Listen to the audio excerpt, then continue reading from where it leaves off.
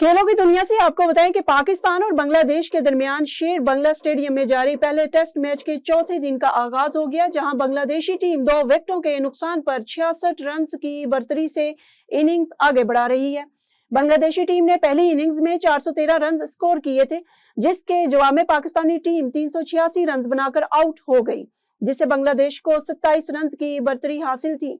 गुज़श्ता रोज खेल के तीसरे दिन मेजबान टीम दिन के एक इख्तिताम तक 7 रन बना चुकी थी। आज दिन के आगाज पर 10 महमूदुल हसन जॉय और नजमुल हसन शंटू 8 पर मौजूद हैं।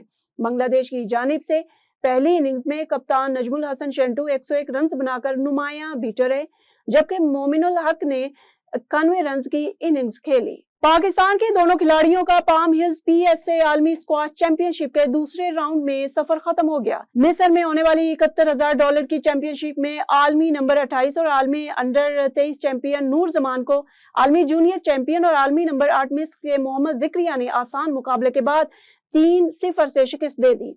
मोहम्मद जिक्रिया ने पहला गेम 11-4 से जीतने के बाद दूसरा गेम 11-5 से अपने नाम किया और तीसरे गेम में इसी स्कोर से फतह पाकर नूर जमान को इवेंट से बाहर कर दिया।